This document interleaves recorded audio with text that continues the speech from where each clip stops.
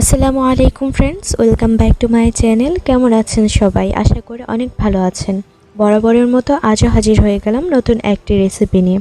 আমার আজকের রেসিপিটি হলো সুজির দুধ পিঠা।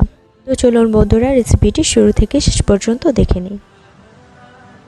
পিঠা বানানোর জন্য প্রথমে আমি দুধ জাল করে নেব। এর জন্য প্রথমে আমি নিয়ে নিচ্ছি 1/2 লিটার পরিমাণ গাভীর দুধ।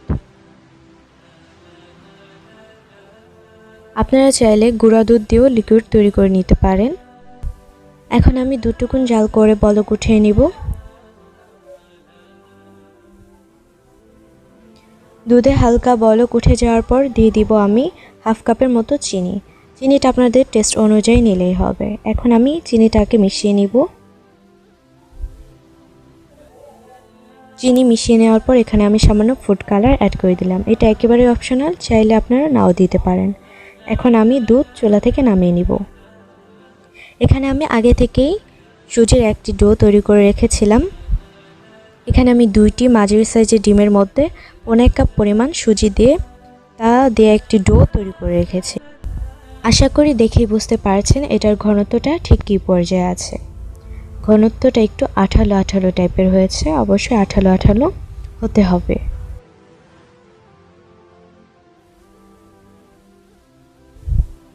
এখন আমি সামান্য একটু সুজির গোলা হাতে নিয়ে তার একটি গোল চ্যাপ্টা শেপ দিয়ে দিব।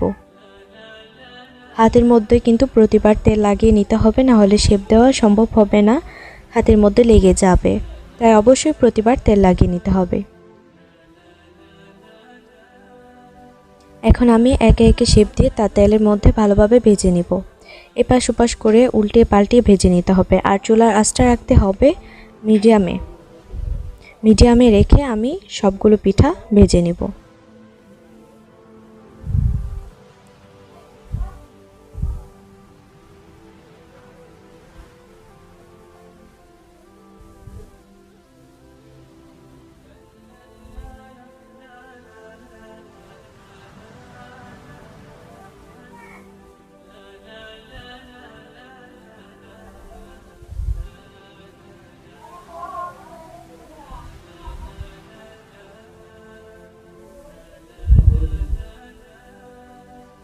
যখন পিঠাগুলোর কালার হালকা চেঞ্জ হয়ে যাবে তখন এগুলোকে চুলা থেকে নামিয়ে নিতে হবে।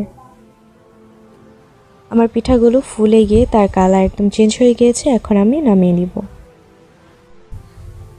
পিঠাগুলোকে ভেজে আমি সাথে সাথে দুধের মধ্যে দিয়ে দিয়েছিলাম। অবশ্যই সাথে সাথে দুধের মধ্যে দিয়ে দিতে হবে, নাহলে পিঠাগুলো ঠান্ডা হয়ে যাওয়ার পর শক্ত হয়ে যাবে, দুধ সহজে ঢুকবে না, ভিতরটা শক্ত থেকেই যাবে। তাই অবশ্যই সাথে সাথে দুধের মধ্যে দিয়ে দিতে হবে। এখন আমি ঢাকা দিয়ে ঢেকে তা 10 মিনিটের মতো জাল করব। এর ফাঁকে আমি দিয়ে দিলাম 2টি তেজপাতা। এখন আরও কিছুক্ষণ জাল করে নিব। আমি প্রায় 10 মিনিটের মতো জাল করেছি। এখন আমি চুলা অফ করে ঢাকা দিয়ে 20 মিনিটের মতো রেখে এটাকে ঠান্ডা হতে দিব। ফিরে আসলাম 20 মিনিট পর। এর মধ্যে আমার পিঠাটা ঠান্ডা হয়ে একদম রেডি হয়ে গিয়েছে। তো বন্ধুরা, এই হলো আমার আজকের রেসিপি। আশা করি আমার আজকের রেসিপিটি ভালো লেগেছে। যদি ভালো লাগে তাহলে একটি লাইক দিয়ে আমার চ্যানেলটি সাবস্ক্রাইব করে পাশে থাকা বেল আইকনে ক্লিক করে রাখুন। আসসালামু আলাইকুম।